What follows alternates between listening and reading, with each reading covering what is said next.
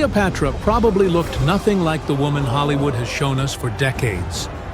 When researchers and digital artists reconstruct her face using the strongest surviving evidence, coins minted during her lifetime, ancient sculptures and portraits from the Ptolemaic period, they get a woman with a prominent nose, strong facial features, and a very different appearance from the glamorous image created thousands of years later. And the strangest part is that Cleopatra herself may have approved some of the images that now give us our closest look at her real face. The most important evidence comes from ancient coins. Unlike paintings created centuries after her death, these coins were produced while Cleopatra was alive and ruling Egypt. Several show a distinctive profile with a prominent nose, a strong chin, and carefully arranged hair pulled back behind the head. Royal coins were also political objects, so the portraits were not photographs and could exaggerate features associated with power, but historians still consider them among the most valuable surviving clues to her appearance. That immediately creates a problem for modern AI reconstructions. Cleopatra's confirmed mummy has never been found, and scientists do not have a verified skull from which to reconstruct the thickness of her facial muscles and skin. So when an image online claims to show Cleopatra's real face, it is actually combining ancient portraits with modern assumptions. AI can make that face look realistic, but it cannot recover details that disappeared more than 2,000 years ago. Still, we know much more about Cleopatra than her appearance. Cleopatra VII became queen in 51 BC and ruled for roughly 21 years. She belonged to the Ptolemaic dynasty, a royal family descended from the Macedonian Greek general Ptolemy I, who took control of Egypt after the death of Alexander the Great. The Ptolemies ruled Egypt for almost 3 centuries while presenting themselves as Egyptian pharaohs and simultaneously maintaining strong Greek traditions. This background is one reason attempts to reconstruct Cleopatra can become controversial. Modern audiences often expect a single simple answer about exactly what she looked like, but the surviving evidence cannot provide one. Ancient Egypt itself contained diverse populations, while Ptolemaic Alexandria was a major Mediterranean city where Egyptian and Greek cultures interacted constantly. Cleopatra's paternal dynasty was Macedonian Greek, but the identity of every ancestor on her family tree is not known with complete certainty. Then there is another problem. Cleopatra's beauty may be one of history's biggest exaggerations. Ancient writers did not simply describe her as the most physically beautiful woman alive. Plutarch, writing more than a century after her lifetime, emphasized the effect of her personality, conversation, and voice. Cleopatra was a highly educated ruler, operating in a political world dominated by Rome. She formed alliances with Julius Caesar and later Mark Antony, commanded enormous resources, and controlled one of the richest kingdoms in the Mediterranean. Her face, however, was transformed after her death.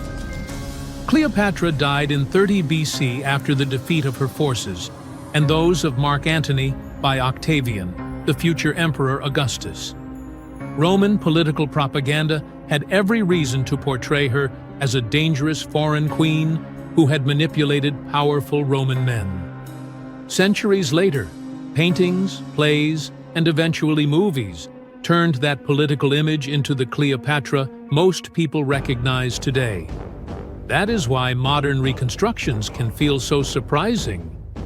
We are comparing limited archaeological evidence with an image that has been redesigned for more than 2,000 years. Several sculptures have been proposed as portraits of Cleopatra, including marble heads showing a woman wearing the distinctive royal hairstyle associated with her period.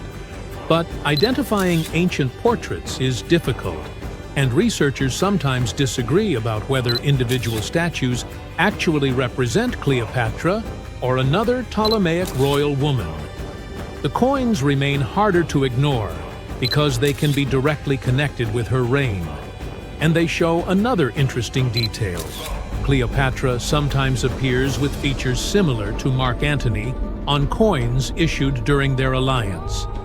That may have been deliberate political messaging rather than an attempt at perfect physical realism. So an AI reconstruction can produce a convincing human face from all this evidence, but it cannot give us a photograph of Cleopatra. The most historically accurate version would probably combine the strong profile visible on her coins, the hairstyles preserved in surviving portraits, and the broader physical possibilities of a woman from the Ptolemaic royal dynasty.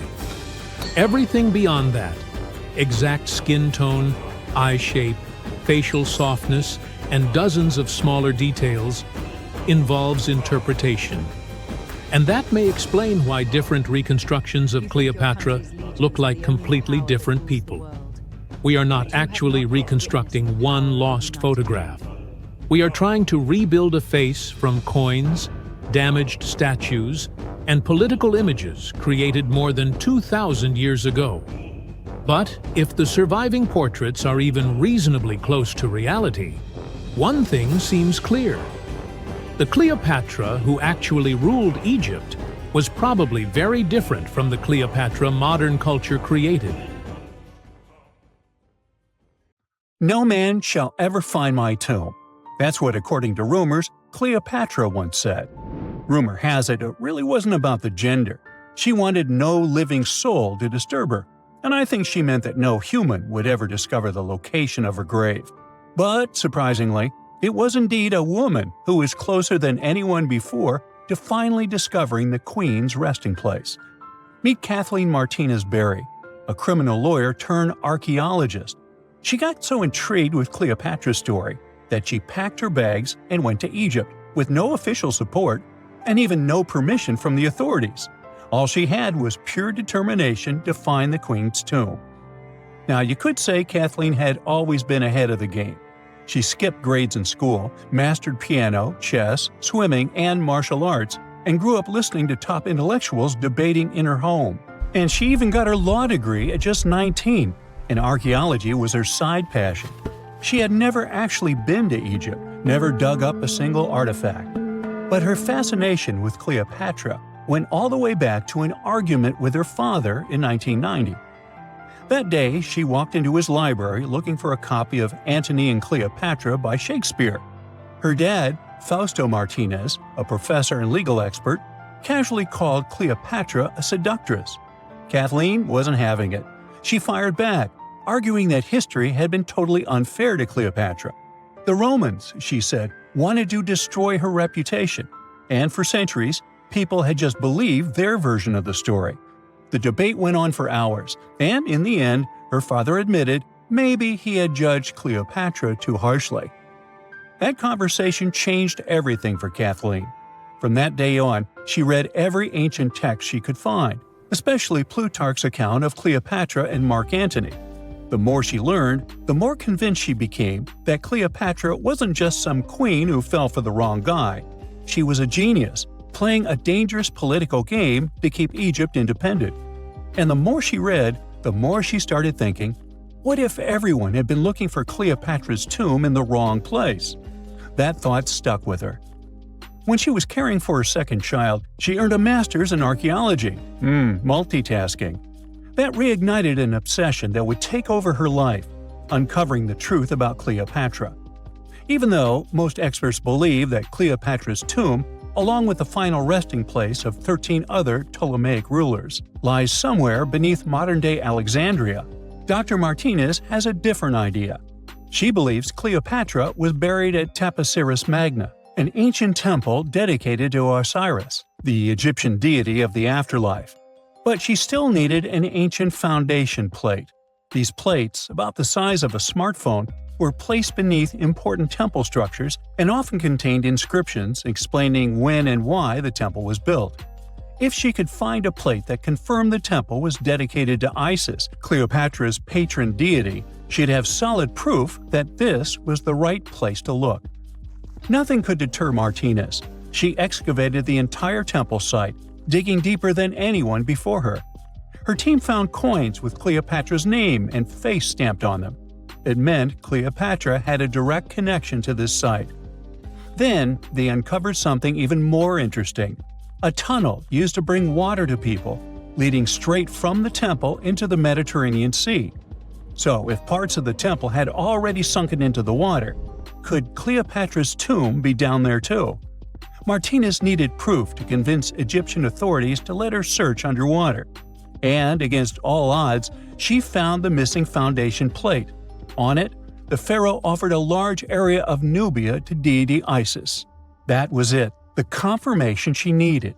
The temple was indeed dedicated to Isis, proving her theory wasn't just speculation. If one temple was on land, Martinez suspected the second temple, possibly Cleopatra's tomb, had collapsed into the sea.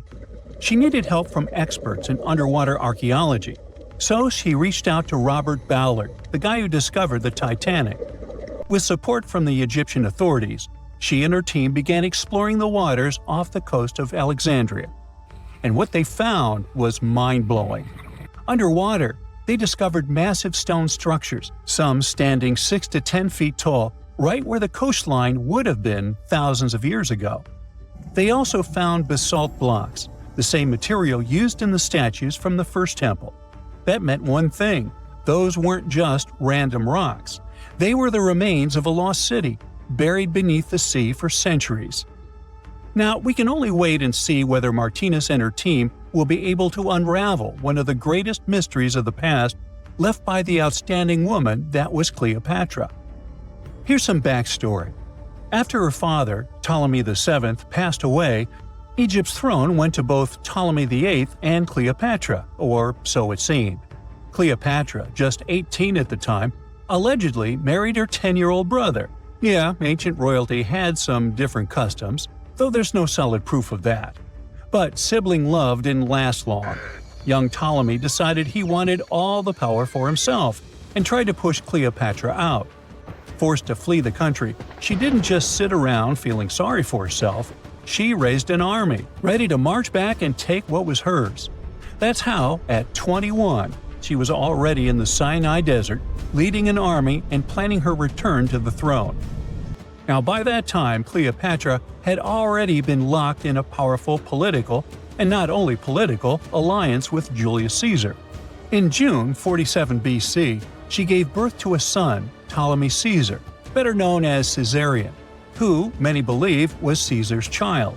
But that didn't stop her from playing by Egyptian royal rules. And her husband number 2, her other brother, Ptolemy XIV.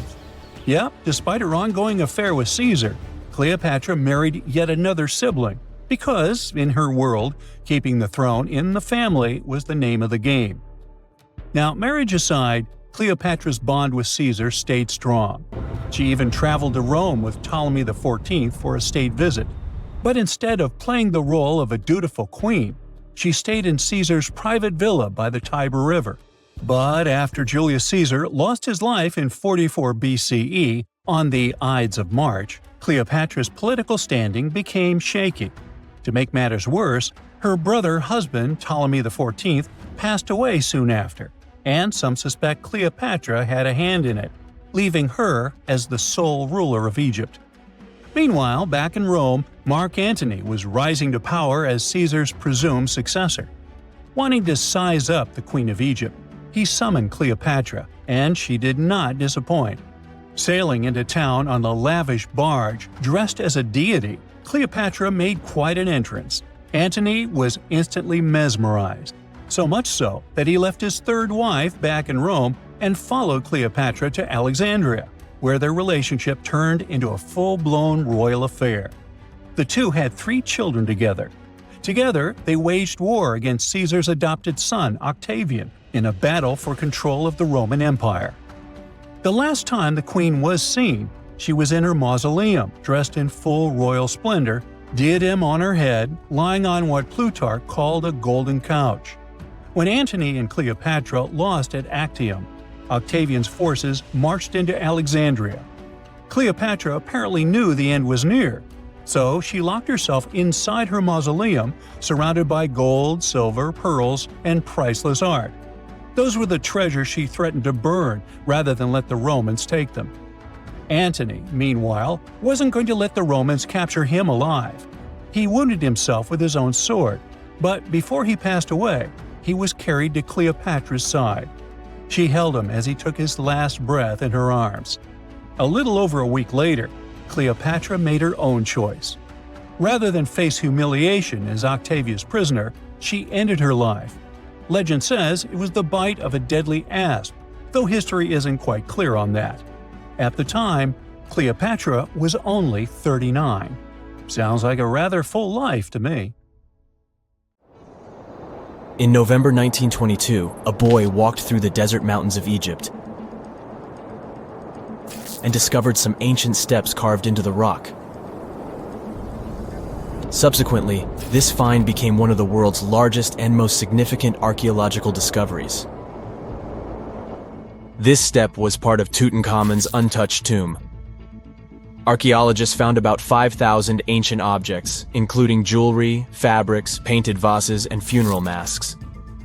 You've probably seen one of them. It has become one of the most recognizable attributes of ancient Egypt. More than 100 years have passed since then, and now humanity has finally become close to another large-scale discovery, the tomb of Cleopatra. This queen was the last active ruler of the Ptolemaic Kingdom of Egypt, who sat on the throne from 51 to 30 BCE. There are many ancient records about Cleopatra, her reign, and her unusual personality, but until now, no one has discovered the secrets about her passing away in the burial place. So, one archaeologist, Dr. Kathleen Martinez, has been studying ancient records and temples around Alexandria for decades and concluded that the tomb of the queen should be located under the ancient city of Taposiris Magna, founded in 280 BCE. It was a big city on the northern coast of Egypt where tens of thousands of people were engaged in trade and industry, and it seems that Dr. Martinez's guesses turned out to be correct. She and a group of archaeologists have discovered a secret underground tunnel near Alexandria, with a length of about 0.8 miles. It was cut into the rock under Taposiris Magna's temple. During further excavations, they found many things that indicate Cleopatra's tomb lies in the tunnel's depths. It's also possible that she is buried there together with the Roman commander, Mark Antony. According to ancient records, Cleopatra and Mark Antony loved each other and together opposed the Roman Senate, which declared Antony a traitor. The fact that natural disasters have occurred on the territory of Taposiris Magna for thousands of years can complicate the excavations. Earthquakes and floods destroyed the city and possibly flooded its underground tunnels. But archaeologists hope the ancient tomb remains untouched, and that it hides many treasures and records about the royal life of ancient Egypt during the reign of the last dynasty. There's a chance that excavations will go underwater and in the mud. This will require much time and funding, but archaeologists are sure it's worth it. Anyway, it's too early to say that Cleopatra is really buried there, but scientists have found many things in the tunnel that confirm this, including clay pots, dozens of coins with the image of Cleopatra and Alexander the Great, as well as a bust with the image of the Egyptian queen. Cleopatra is still one of the most popular personalities in Egypt, on an equal footing with Ramesses III and Tutankhamun. She inspired many films, paintings, and books, but what made her so popular? She became famous for her inconsistency.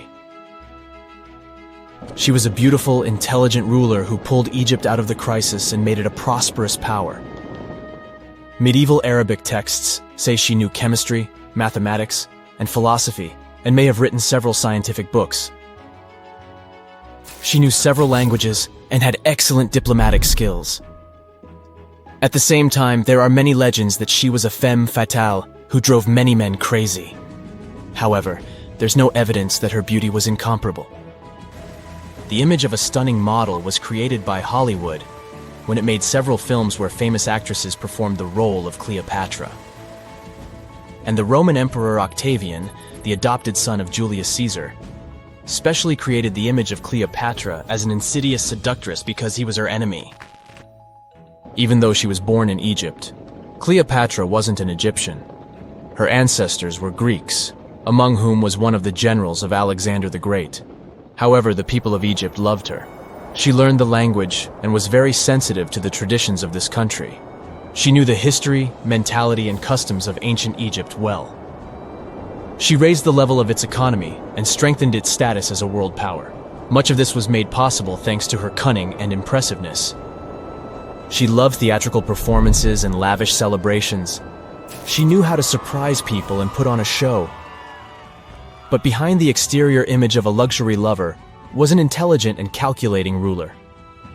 Ancient Egypt was a rich, luxurious country, and Cleopatra did everything to increase its wealth and strengthen its position in the international arena. For example, she was once in conflict with her brother Ptolemy XIII. The queen knew that she wouldn't be able to resist him, so she decided to attract Julius Caesar to their side.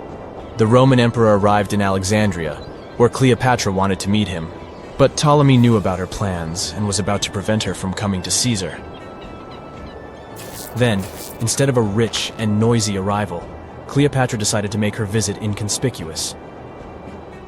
She wrapped herself in a carpet or linen bag the emperor's servants carried into Caesar's private chambers. Cleopatra emerged from the carpet and impressed the Roman emperor with her beauty and determination. As a result, they fell in love with each other and became close allies. After some time, she impressed another influential Roman for diplomatic purposes. She arrived to meet Mark Antony on a golden barge with purple sails and silver oars. Cleopatra was dressed in the image of Aphrodite and sat under a magnificent canopy. Her servants dressed like cupids and were blowing her fan and burning incense. But Cleopatra created such a show for a reason. She knew that Antony revered Greek mythology and considered himself the embodiment of Dionysus. As a result, he was so impressed with this woman that he ended up marrying her. Cleopatra defended her crown, strengthened her alliance with Rome, and bore Antony 3 children. In Egypt, they threw big parties and enjoyed wealth with power. However, the relationship of a high-ranking official with the Egyptian queen caused a scandal in Rome. Octavian was Antony's primary opponent in the struggle for power, so he exploited the situation to darken the competitor's reputation. He used propaganda to make Cleopatra an insidious seductress in the eyes of Roman citizens. He accused Antony of succumbing to her charms. The Roman Senate supported Octavian and declared Cleopatra an enemy. In 33 BCE, this conflict reached a high point when Antony's navy clashed with Octavian's fleet. The latter won and forced his enemy to flee to Egypt with Cleopatra. According to some records, they took refuge near Alexandria. Pursued by the Romans, they hid in one of Cleopatra's palaces and met their end. Some legends say that Cleopatra was an expert in poisons. She provoked a venomous snake, a viper or an Egyptian cobra, to bite her. Also, according to another legend, she pricked herself with a poisonous needle. There's a theory that Cleopatra always carried an ampule with poison inside her hairbrush. And when she was cornered, she soaked the needle with this poison and pricked herself. None of this can be said for sure. Scientists are still trying to find out the truth. Perhaps when they reach Cleopatra's tomb, the world will get more answers about her tragic fate. She is considered the last ruler of Egypt. After her passing, Octavian plundered her palaces and temples and returned to Rome, where he became the main emperor. He successfully ruled the country and expanded its borders. His reign ended when he turned 75. World history would have looked different if Cleopatra and Mark Antony hadn't lost that naval battle. By the way, did you know that more time has passed between Cleopatra's reign and Neil Armstrong's flight to the moon than between the reign of the Egyptian queen and the construction of the Great Pyramid of Giza? Armstrong took a step on the Earth satellite in 1969, 38 years after the birth of Cleopatra. And the construction of the pyramid took place in 2560 BCE. Imagine how long the history of ancient Egypt is. Cleopatra is closer to us in time than to the pyramids. We all know some iconic symbols. The Statue of Liberty screams USA. The Eiffel Tower represents Paris. And this mask? Undoubtedly, it's Tutankhamun's, right? Sometimes it feels like historians have squeezed every last drop out of the King Tut story. But guess what? The most obvious details often slip right under our noses. Like the fact that this famous mask didn't actually belong to him, nor was it ever meant for him. Stick with me for the details. Can we get a close-up of that mask? Thanks. See those holes? Yep, they're for earrings. And no, it's not that they had anything against jewelry, but back in ancient Egypt, earrings were typically worn by high-status women or kids.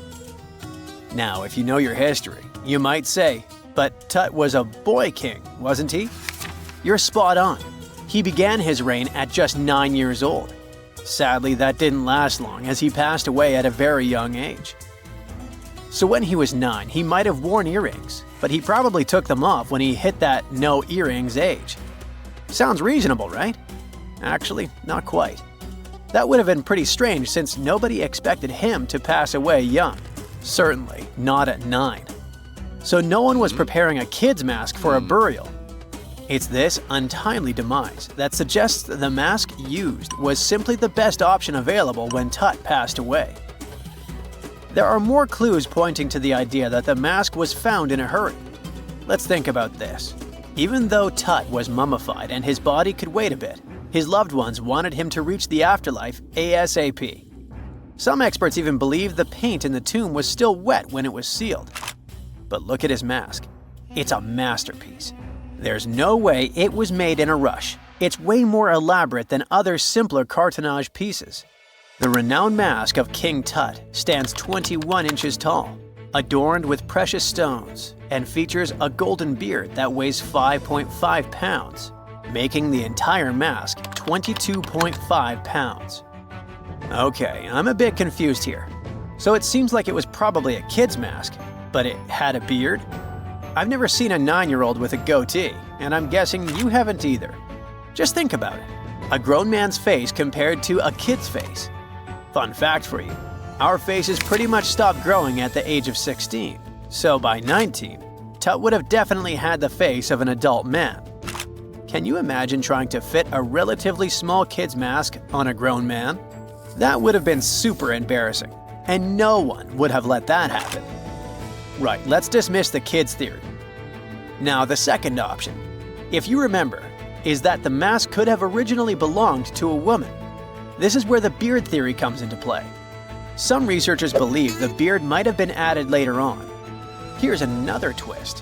What if the mask was actually made for Nefertiti herself, who ended up maskless? In this case, there are two discoveries. Two birds with one stone. For now, it sounds like a conspiracy theory, I know. But let's give it a shot and delve deeper into the details. So, Tut passed away in around 1323 BCE, probably due to malaria. He had other health issues too, like when he broke his leg, and records suggest he wasn't in the best shape. As for Nefertiti, we have no solid data about her demise. Plus, nobody knows exactly when or where she was buried. The supposed year when she passed away is around 1330 BCE, but she could have lived longer, and the mask was intended and prepared for her. Or maybe they just took her mask right from the burial chamber. After all, they were family. Well, sort of. She was said to be his stepmom, having been married to Akhenaten, who was likely Tut's father. But this is not 100% accurate. Some scientists doubt it. Ah, these ancient Egyptian families. It's hard to keep track of who's who. I know, you're not yet convinced that Tut wore a lady's mask. Let me share one more theory with you. Meet Howard Carter, the enthusiastic archaeologist who discovered Tutankhamun's tomb. It was located in the Valley of Kings outside Luxor, and, to everyone's surprise, was nearly intact. When he entered, he noticed something odd. This didn't feel like a pharaoh's burial chamber. It was classy and all, but it had a vibe that suggested it was made for a woman. Typically, Egyptian pharaohs had larger tombs that suited them better, and even more strangely, it was oriented to the right of the entrance. This didn't add up. That orientation was typical for female chambers, which Egyptian queens used. Another red flag was that the chamber appeared to have been built in stages, and all the artifacts, around 2,000 of them, seemed hastily placed there. Even more curious, they looked like they were meant for other royals. Carter discovered this burial site in 1922, but it remained a mystery as to why it was so bizarre. Almost a century later, Nicholas Reeves thought he may have solved the puzzle. He claimed that King Tut might not have been the original resident of the tomb. Instead, he suggested that the undisturbed resting place of the legendary Queen Nefertiti could be hidden behind the walls of the boy king's burial chamber. Nicholas studied high-resolution photos for months, meticulously examining every pixel. One day, he focused on detailed scans that revealed the texture of the tomb's walls beneath layers of paint. He spotted what he believed to be outlines of two doorways that had been blocked and plastered over to hide them from view. The more he looked, the more it seemed real. Could it be a tomb within a tomb? Nicholas theorized there was a hidden storeroom behind the western wall of King Tut's tomb, and his chamber might just be the outermost section of a larger corridor-style network of rooms. It all sounds fancy, but sorry to break it to you, Reeves' theory was debunked. To find out if he was onto something, experts had to use ground-penetrating radar to see the unseen. Reeves' idea was that if there were gaps, it could indicate the presence of additional rooms. And at first, in 2015, one expert even thought he had found a hidden room. But the glory didn't last for long. A year later, after double-checking, it turned out there were no hidden doorways. By the way, Nefertiti isn't the only legendary woman from Egypt whose burial site remains a captivating mystery. There's a cool legend about Cleopatra that you might enjoy. It's said that she once declared, "No man will ever find my tomb." Kind of fitting, right? After all, the person who's come closest to uncovering her final resting place is a woman. Fast forward a few millennia after she passed away, and while no man has located it, archaeologist Kathleen Martinez believes she might have cracked the code. She's been on the quest for Cleopatra VII's tomb for nearly 20 years, and recently discovered a bust that she thinks represents the famous queen. However, not everyone is on board with her claim. Some experts argue that the bust doesn't resemble Cleopatra at all. Alongside this intriguing marble statue, Martinez's team also unearthed 337 coins, some of which, less controversially, feature Cleopatra's likeness. But the real part is that it's still not officially confirmed. There's no doubt about the existence of the small bust. It's carved from white marble, fits in one hand, and shows a woman wearing a royal crown, according to a translated statement from the Egyptian Ministry of Tourism and Antiquities. The big question, though, is who it actually depicts. While Martinez insists this statue is a representation of Queen Cleopatra VII, many other archaeologists argue that the facial features don't match, suggesting it likely belongs to a princess instead. Sorry, I can't resist the temptation of breaking the magic for a moment. Some folks believe that the whole idea of "no man will find my tomb" is misunderstood. Even if she did say it, what she probably meant was "no living soul," and it wasn't about gender at all. It can as well be just a beautiful legend. Toodaloo! The ancient city of Taposiris Magna is hidden on the northern coast of Egypt. These days it has very little of its former glory, but what lies beneath it may hold the secret to uncovering a famous mystery, that of Cleopatra, the most memorable Egyptian queen in history. The recently discovered tunnel is also known as a geometric miracle for its time. Excavations have uncovered a 43-foot-long structure below the ground, which is partially submerged in water. Its shape and construction technique are similar to that of the Eupalinos tunnel, another amazing ancient discovery. This one is located in Greece and was built by excavating simultaneously from 2 points, aiming to have them meet in the middle. The use of math and geometry to make this construction was astonishingly precise for those days, more so since it was built near a mountain. Archaeologists that have been working on the Taposiris Magna site since 2004 believe this tunnel may lead to the lost tomb of Cleopatra. The clues they found so far seem to back up this theory. For starters, the city and its temple were built by one of Cleopatra's ancestors, Ptolemy II. All the architecture seems to indicate it was dedicated to the ancient spirit Osiris and his queen Isis. Throughout her reign, Cleopatra did try to associate herself with Isis, so it may be no surprise she chose this location as her final resting place. Scientists have yet to pinpoint Cleopatra's tomb, but research continues with the help of modern technology. To study this location better, archaeologists have even used a special device called ground-penetrating radar. This tool allows us to analyze what lies beneath the ground without being intrusive. Since this tunnel is so old, research needs to be done very delicately. Seeing pictures of what's underground before you start digging is incredibly useful and has been done here since 2011. Finally discovering Cleopatra's tomb may help us piece together her story, especially what might have happened during the last portion of her life, which is still surrounded by mystery. We still don't know the exact cause of her passing. Some believe she may have let herself be bitten by a poisonous Egyptian cobra. Others have suggested that she was well accustomed to toxic substances, even hiding some in her hairbrush in case she ever needed it. But that's not to say she chose to use it on herself. We do have a lot of other interesting information on Cleopatra that's equally as impressive, like the fact that she had a stylist.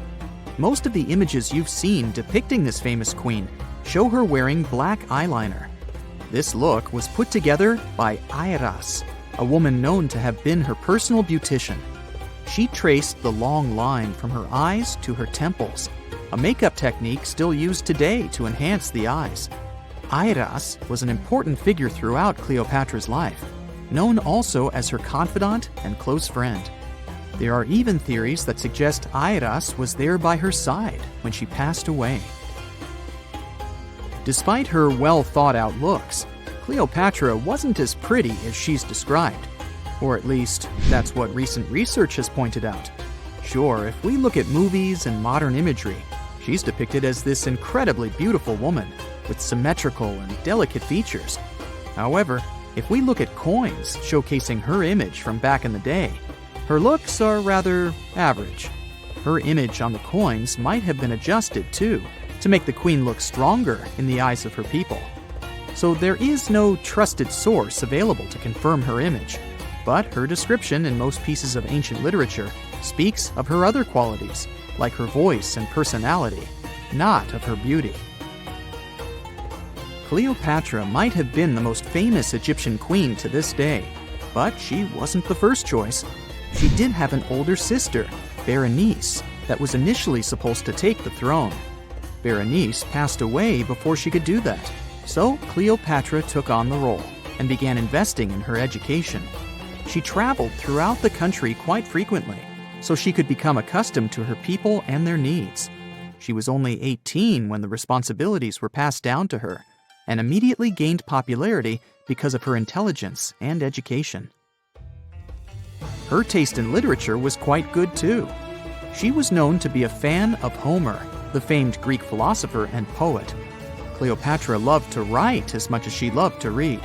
There are even claims that she wrote a book on medicine and cosmetics, but we have no evidence to this day that such work ever existed.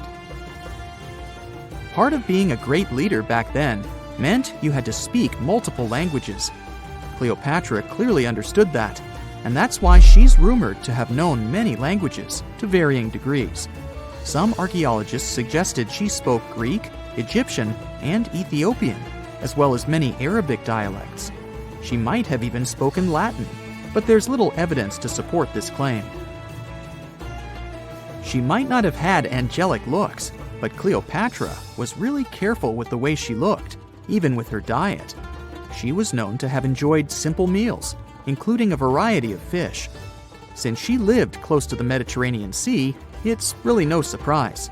As a treat, she liked to eat stuffed pigeons, which she also served to her guests. Other dishes on the menu included vegetables and fava bean soup.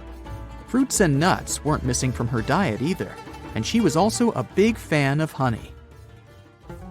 Recently, a team of experts has even tried to recreate her famous perfume. Think of it like the ancient equivalent of Chanel No. 5. Cleopatra was known to be a fan of luxurious scents, which she believed could even influence how people treated her when they met. The basis of this scent is myrrh, a resin gathered from a local tree. Other ingredients added to the mixture were also found back in the day, like cardamom, olive oil, and cinnamon. The results may not be quite as delicate as the perfumes we know and use today. Its consistency was way thicker, and the scent lasted way longer. When she was at the height of her power, Cleopatra might have been the richest person in the world. Back in the day, she ruled over a territory that stretched across the Mediterranean, from modern-day Libya in the west through Egypt to Syria in the east. This is the largest territory ever ruled over by a woman. In today's currency, her worth might have been somewhere around $95 billion. The calendars we use today may have been introduced by Cleopatra herself. She presented the idea of leap years and leap days to Caesar, the Roman emperor she was known to have been close with.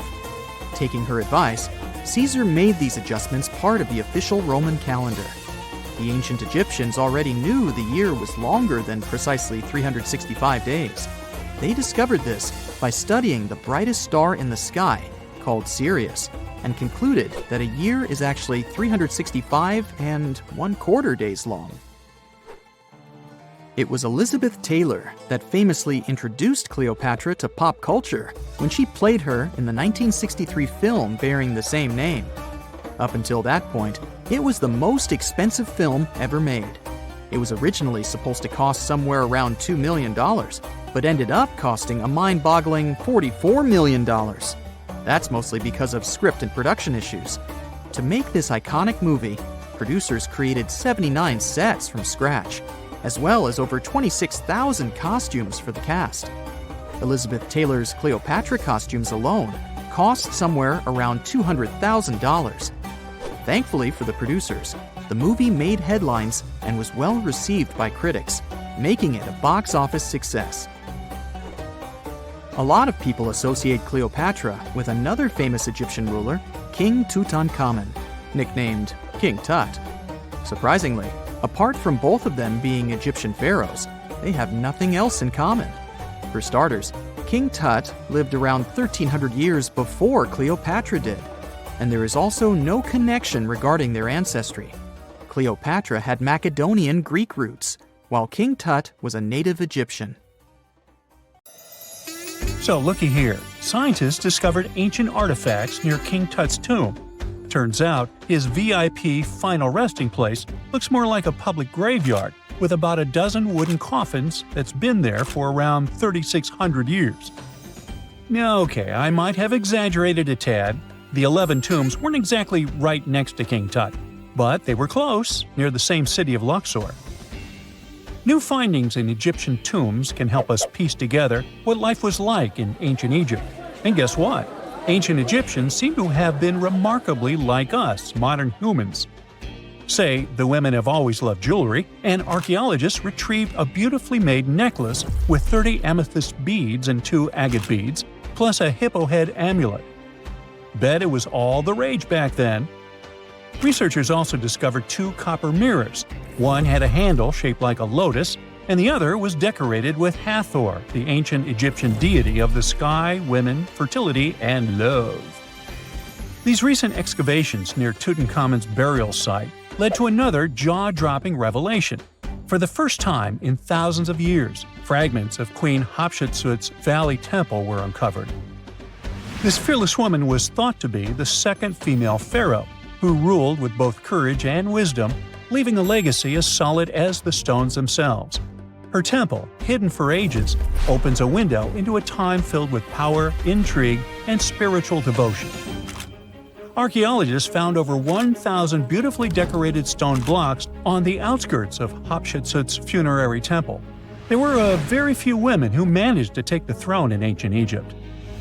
Another tomb was found nearby, and it belonged to the overseer of Queen Teti Sheri's palace, whose name was Jehuti-Mez.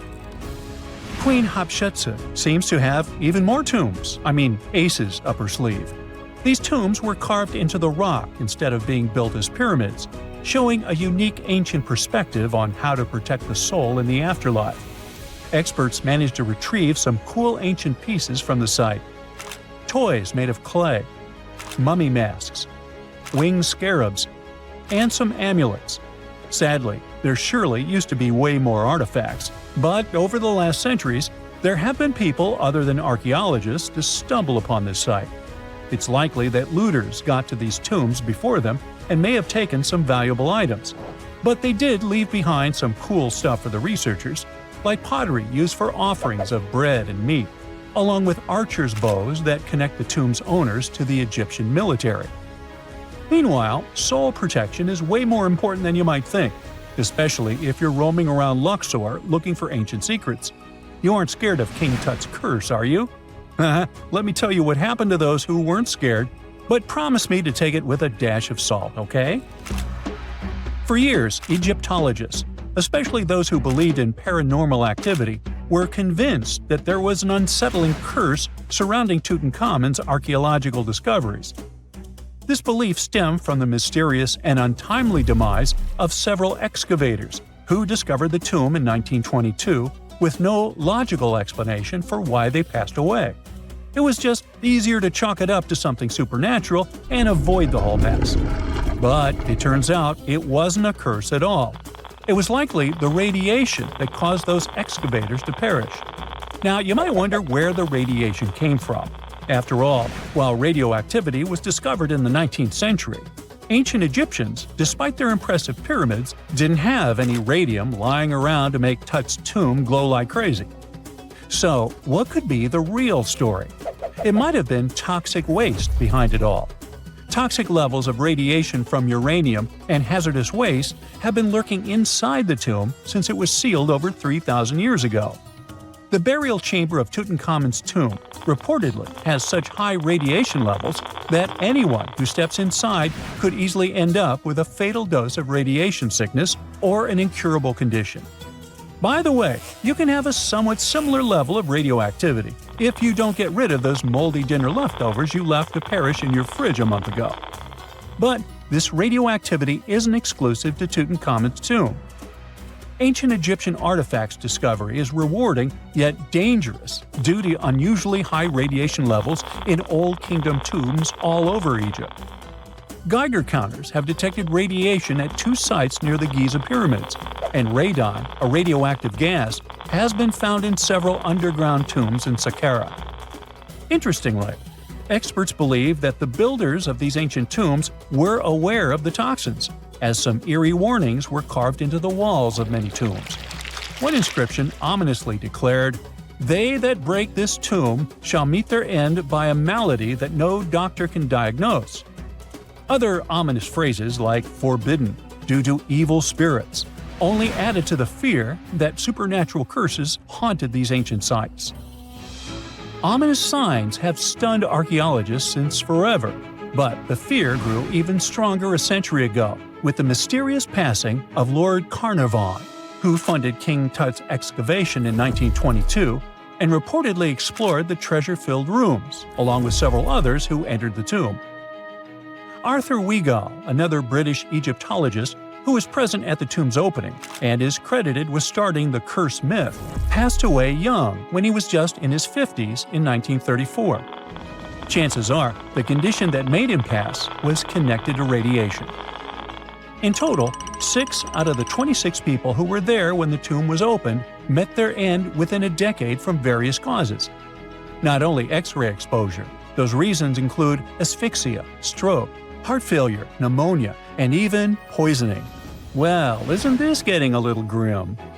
There was one guy who opened the tomb and somehow managed to avoid the infamous curse, Howard Carter, or so it seemed. Some folks pointed to his survival as proof that the curse wasn't real.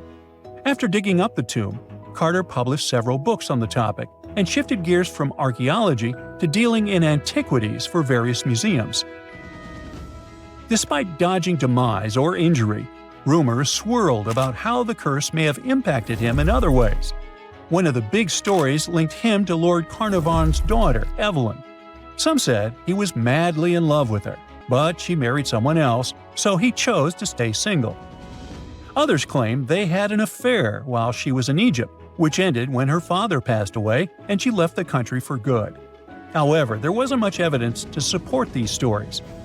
Evelyn was just 6 when they met, and they remained friends until his last breath. She was even one of the few attendees at his funeral, but denied any romantic involvement, saying they weren't that close. A year after the revolutionary discovery near King Tut's tomb, Evelyn married politician Sir Brograve Beauchamp and had a daughter. That same year, Beauchamp toured the tomb with his parents, guided by Carter himself. Carter never married and, aside from those posthumous rumors about Evelyn, had no other romantic connections. While the curse adds an intriguing twist to his life story, his tendency to keep relationships at arm's length was evident long before the tomb was opened. It seemed Carter just wasn't a people person. In 1939, after battling a serious illness, he ultimately succumbed to fate. He was 64, which was a pretty common life expectancy in the UK back then, so no one really thought it was off and linked it to an ancient curse. When he passed, it turned out he had several artifacts from Tutankhamun's tomb in his London apartment, which were eventually sent back to Egypt, marking what some viewed as the curse's end. Who knows? Maybe if he hadn't had all those ancient souvenirs at his place, he would have lived way longer. But all the other demises might seem off. The curse theory was likely fueled by some strange events during the excavation. Carnarvon got a mosquito bite that became severely infected, and around the time they opened the tomb, Cairo experienced a bizarre power outage and a freak sandstorm. Back in England, the Earl's dog, Susie, managed to escape from Carnarvon's house and began barking frantically at seemingly nothing. At least that's what the staff and family saw. Strangely enough, at the very moment her owner's heart stopped, Susie started howling and fell down without showing any signs of life. Maybe radiation didn't play a crucial role after all, and those were indeed ancient artifacts from King Tut's tomb that made them all perish. Spooky, huh? For more than 3,000 years, the gold mask of Pharaoh Tutankhamun stayed hidden in the Valley of the Kings. This artifact, which stands about 21 inches tall, shows how skilled and artistic the ancient Egyptians were. But nobody expected that X-rays would reveal its biggest secret. King Tut was the last ruler of his family during the 18th dynasty. He took the throne at just 9 years old, but ruled for only 10 years before he passed away unexpectedly. If we're being honest, back in ancient Egypt, he was mostly forgotten by the rulers who came after him. His tomb wasn't a big deal for them, so much so that even the grave robbers forgot about him. It might sound a bit sad, but the truth is that it was actually great news for us. Since his tomb was practically forgotten, it ended up being perfectly preserved. While the other tombs in the Valley of the Kings were looted, his remained sealed and untouched. So, when it was discovered back in 1922, it had over 5,000 precious objects inside. That made Tutankhamun basically an instant celebrity and one of the best-known pharaohs nowadays. Among the treasures was the most stunning piece, his golden mask. This mask is said to be an exact image of the king's face, or at least it was supposed to be, but we'll get to that later. The purpose of this accurate representation of his face was to make sure that his soul would recognize him in the afterlife and return to his mummified body. In ancient Egyptian beliefs, this would allow him to continue living in the afterlife. The details of the mask clearly looked incredibly difficult to create, but people didn't realize how complex it truly was until many years later. The first X-rays of the mask were taken in 1967. Back then, the main reason for these scans was practical – conservation. The mask was heading to Paris for an exhibition, and it was the first time it had ever left Paris. This would help them keep track of any changes during the exhibit. Plus, the images could give clues about how the mask was made. But back then, they probably didn't fully realize just how complex its construction was. I mean, Egyptian goldsmiths didn't use modern soldering techniques. So, how did they make this mask? New X-rays taken in 2007 gave us some answers. It turned out the Egyptians didn't use pure gold, which is 24 carats. The mask was actually made of 23-karat gold, meaning it was mixed with another material. So specialists discovered that the gold sheets contained a small amount of copper, a reddish-brown metal. This was likely done to make the material more flexible and easier to shape. They would then shape the gold sheets by heating and hammering them over and over again.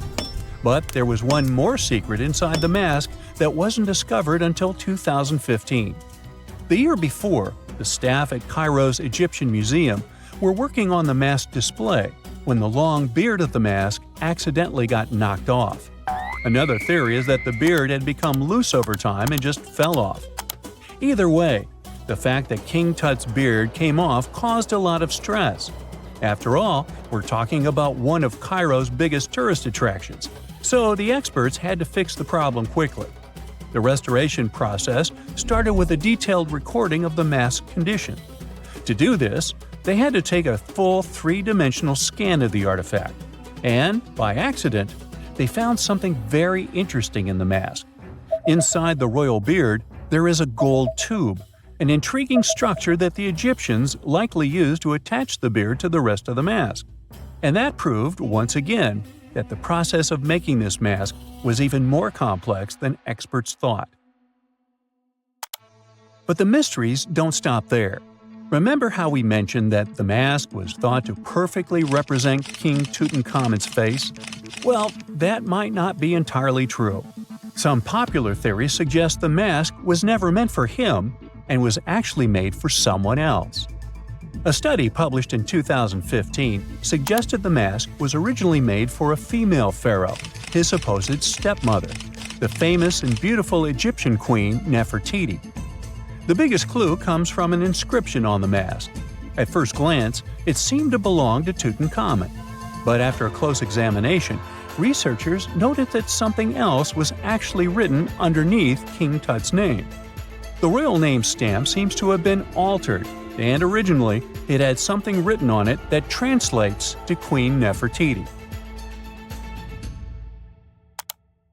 There is another feature of King Tut's golden mask that was overlooked for years, which adds even more mystery. As we mentioned earlier, experts believe he wasn't respected much by the pharaohs who came after him. And one of the clues that made archaeologists think this is the pierced ears on the mask. Some researchers believe that King Tutankhamun wouldn't have worn earrings after he was a kid. So, according to their theory, by the time he passed away at 18, he shouldn't have been represented with pierced ears. This could also support the idea that the mask originally belonged to Nefertiti, or maybe to someone who wasn't even connected to King Tut. But the mask isn't the only source of mystery. In fact, his whole tomb is full of puzzles. Recently, historians found a sign that the place where King Tut was supposed to be buried was changed at the last minute. For years, experts wonder why a pharaoh who ruled for 9 years ended up in such a simple tomb. When compared to the grandeur of other pharaohs' tombs, his tomb seemed, well, a bit plain. The idea that a king like Tutankhamun would have such an unremarkable resting place just doesn't match up with the power and importance he must have had in ancient Egypt. So, what happened? Well, apparently, this might have something to do with his successor, Pharaoh I. After King Tutankhamun passed away, researchers believe that I made sure to erase him from Egypt's history. So, one theory suggests that he was probably behind the quick decision to place King Tut's body in a smaller, less impressive tomb.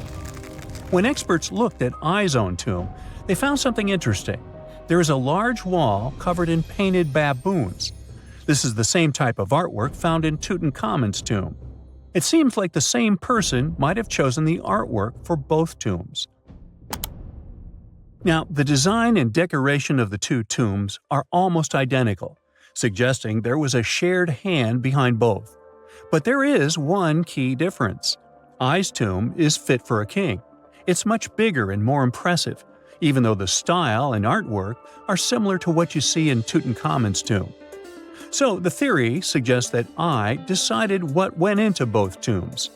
Since Tut passed away unexpectedly at a young age, his grand tomb wasn't finished in time.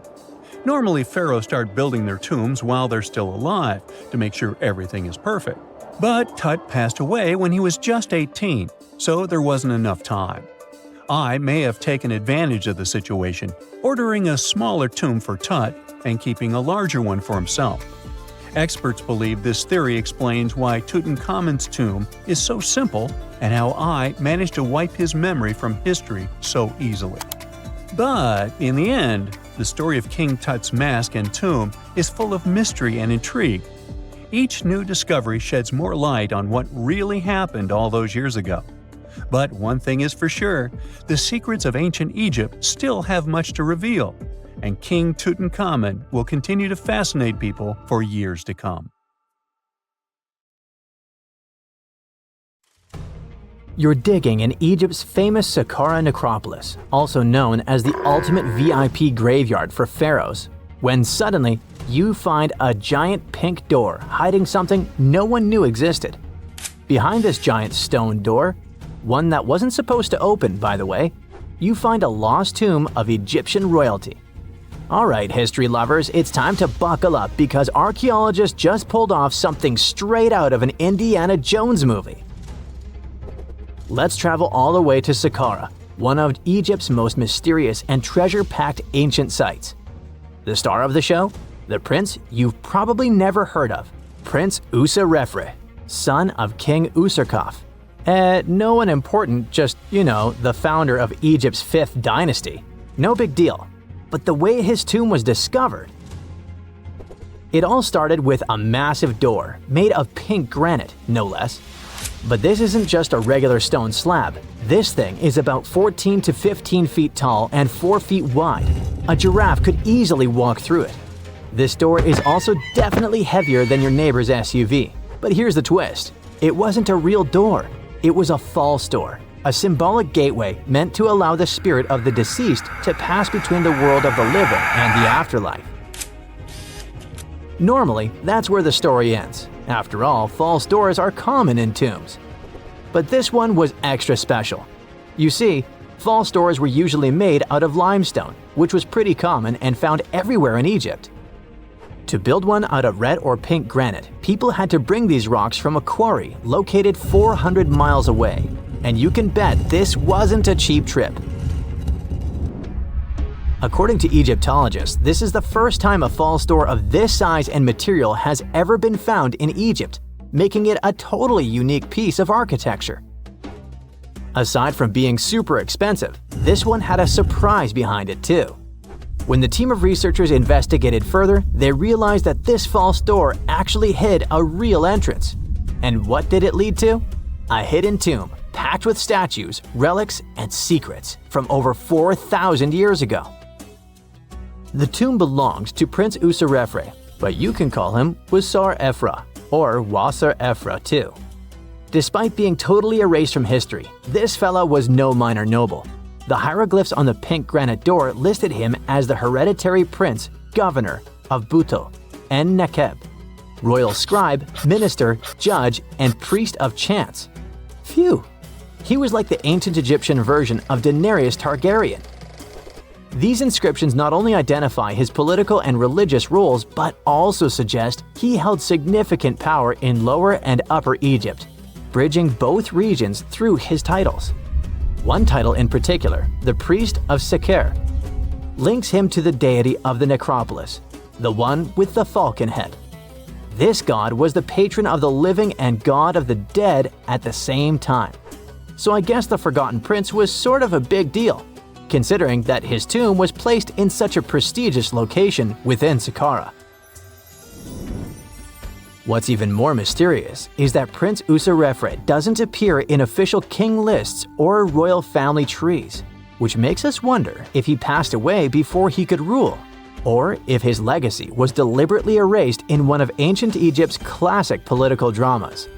Some scholars now believe his erasure might be connected with shifting religious or political power struggles during the early 5th dynasty, especially as his father Userkaf was reshaping Egypt's religious order. And speaking of his father, King Userkaf was a total game changer. He wasn't just the founder of the 5th dynasty, he also kicked off a religious revolution by promoting the sun god Ra over older deities. That's right, Userkaf built the very first sun temple at Abu Sir, setting off a dynasty-wide obsession with solar worship. After Userkaf wrapped up his short but revolutionary reign, a whole lineup of pharaohs took the stage. Sahure, Neferirkare, Nusere-Ini. Basically the boy band of the 5th dynasty. And these guys were all about two things: building pyramids and making money. They weren't just stacking stones, they were expanding Egypt's influence, opening up trade routes to far-off lands, and blinging out their temples like it was nobody's business. Back in the tomb, things got even cooler. There was a beautiful red granite offering table covered with inscriptions detailing ritual foods, like an eternal menu for the afterlife, because they believed the deceased could magically eat this food. Fun fact, it was the funerary priests and their families that actually ate the food. There were also pottery shards, amulets, and painted walls, but the real showstoppers were the statues. And this is exactly where things get weird, in a good way. The team found statues of King Djoser, the guy who built Egypt's first pyramid, his wife, and their 10 daughters, inside Prince Userefre's tomb. Hold up, Djoser lived a few centuries before Userkaf, so what were his statues doing there? Turns out, scientists don't really know. These statues were built during the reign of King Djoser himself and probably belonged to that first ever built pyramid. Experts believe these statues were probably relocated during the 26th dynasty, thousands of years after Djoser, maybe to protect them from destruction, or maybe because they were still venerated. Basically, ancient Egyptians were hoarders, but classy ones. Scientists also know for a fact that some engravings and statues found there were made way later, which means that this tomb probably turned into a deposit for fancy stuff. Or maybe this was just really ancient interior decorating. Anyway, that wasn't all. There was another pink granite entrance on the eastern side of the tomb, with inscriptions linking back to King Neferirkare, another 5th dynasty pharaoh who also tried to build his own pyramid, but failed. And near this second entrance, archaeologists found something never seen before in Saqqara: a set of 13 pink granite statues, all sitting in a row on a high-backed bench, like they were waiting at the DMV of the afterlife. Some had elevated heads, probably representing the prince's wives, while others were missing their heads entirely. One black granite statue was found upside down. Maybe it had taken a tumble sometime during the tomb's long, quiet centuries underground. According to archaeologists, the positioning and head shapes suggest that these statues followed a strict social hierarchy, with the central figures likely representing higher status individuals, while the headless ones might indicate unfinished work or later vandalism. And speaking of black granite statues, another one was found standing proudly inside the tomb. Based on its design and inscriptions, it looks like it was placed there during the 26th dynasty, the same time those Djoser statues were probably moved in.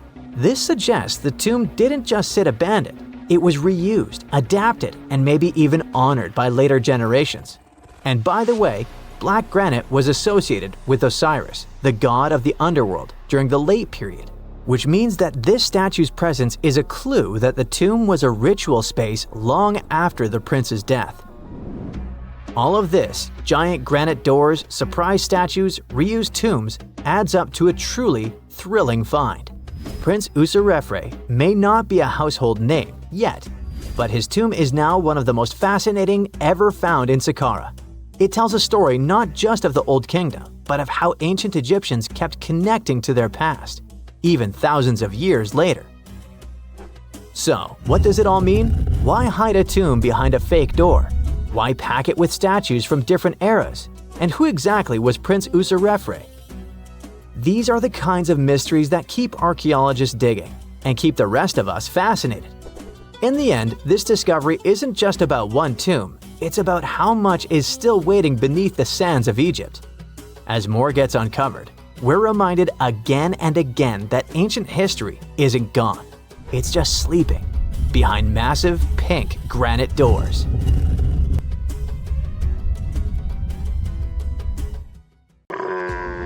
Not many civilizations are as mysterious as ancient Egypt. a powerful empire that lasted over 3,000 years. It gave us pyramids that still stand and myths that still inspire.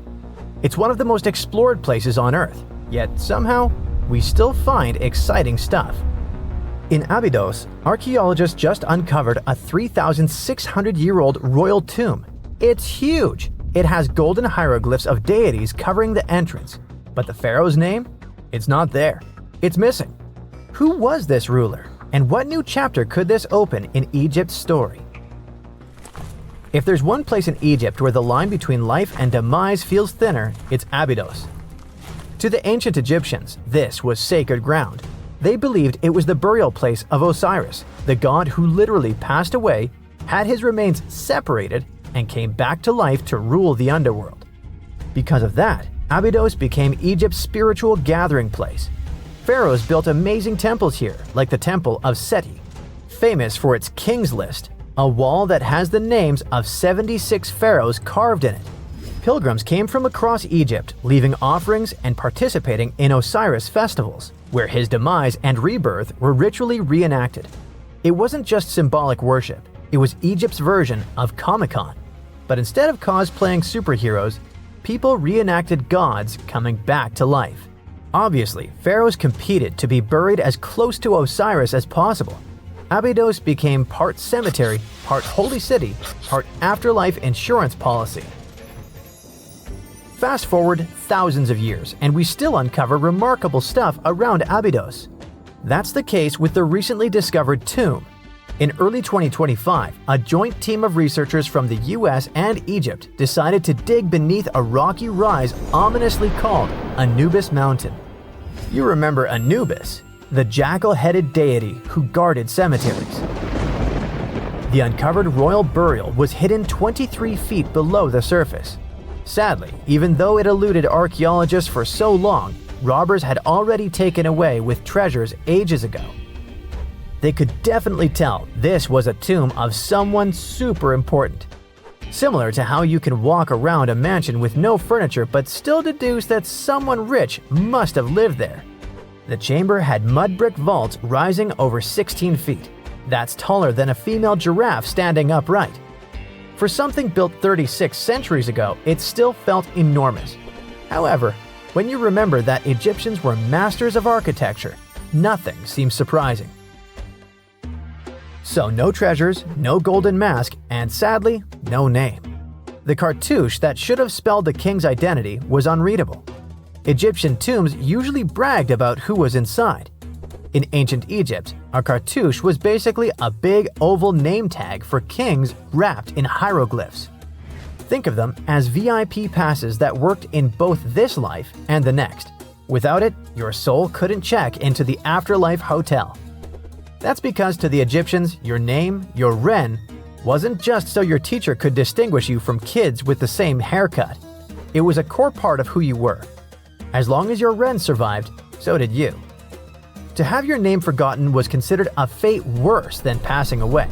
A soul cannot journey without a name.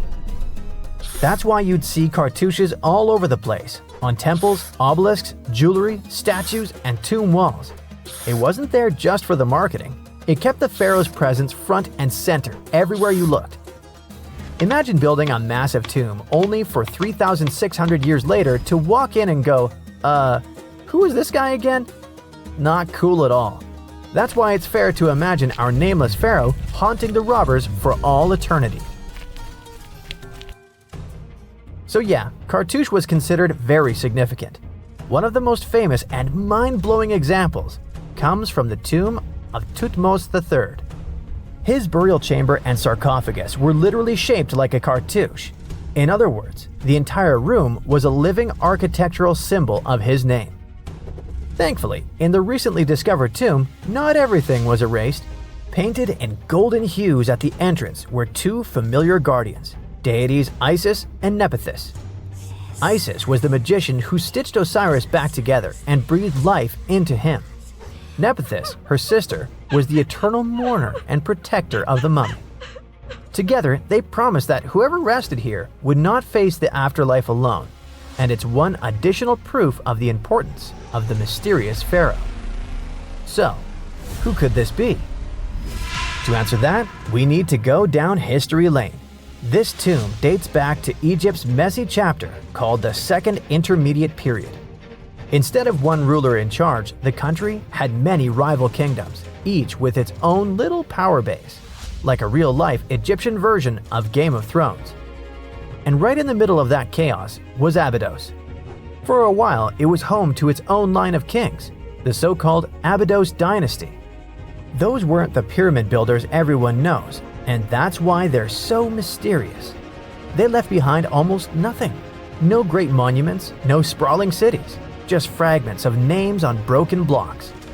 For centuries, many scholars even doubted they existed at all. That sorta changed in 2014, when archaeologists uncovered the tomb of Senebkay, one of those shadowy kings. Now, everything we know about Senebkay points to him having quite a story to tell. His bones revealed 18 deep wounds, the kind you get in battle. He had blows to his skull, back, and hands, and likely lost his life fighting, making him one of the few pharaohs we know who sadly fell in combat. His tomb was modest, with reused artifacts from earlier kings, but it delivered one priceless thing: proof. Until Senebkay, the Abydos dynasty was just a theory. With him, it became real. And that's why the new discovery could be a big deal. The newly uncovered royal tomb at Abydos shares the same layout and style as Senebkay's. It has limestone chambers, mud brick vaults, and protective deities, although it's much bigger. Which again raises the possibility that we're looking at an even earlier, more powerful ruler of Abydos. Whoever he was, he wanted to be remembered alongside the greats. Which is ironic, because it seems that history tried erasing him. Perhaps additional findings alongside his tomb could tell us more. Yes, there's more, and it's actually pretty cool. Not far from Abydos, in the village of Banawit, archaeologists uncovered a Roman-era pottery workshop. Yeah, you heard that right, a pottery factory close to a pharaoh's burial ground. The site had huge clay kilns, storage rooms, and even broken shards called ostraca. They were basically ancient sticky notes. Except instead of shopping lists, those had receipts scratched onto them in Greek and Demotic Egyptian. Little records of everyday transactions, the kind of thing you'd never expect to find near a lost dynasty king. Honestly, the potters missed a chance. Forget boring receipts. They should have been selling Osiris's mugs and Anubis figurines to pilgrims and tourists. But that's not all. It seems that centuries later, during the medieval period, the same ground became a cemetery. Archaeologists found mud brick graves with skeletal remains. This could mean that Abydos kept its aura of significance for hundreds of years after the age of pharaohs. So why this hill again and again? Is this place really a getaway to the afterlife? It is, after all, the very place where Osiris is said to rest. That belief lingered like a shadow for thousands of years, strong enough to pull in pharaohs and later medieval families. Different rituals, same sacred ground. Although, to be fair, the Romans weren't here for Osiris. They came to make pots. The story of Abydos is not over. The excavations will continue, and who knows what else could be discovered in the future. Today, archaeologists are armed with tools that are basically X-ray glasses for the desert. Every scan could reveal a hidden chamber, or if we're lucky, finally give our nameless pharaoh his wren back to him. In fact, I became strangely invested in finding out who he was. So let's hope for some news soon.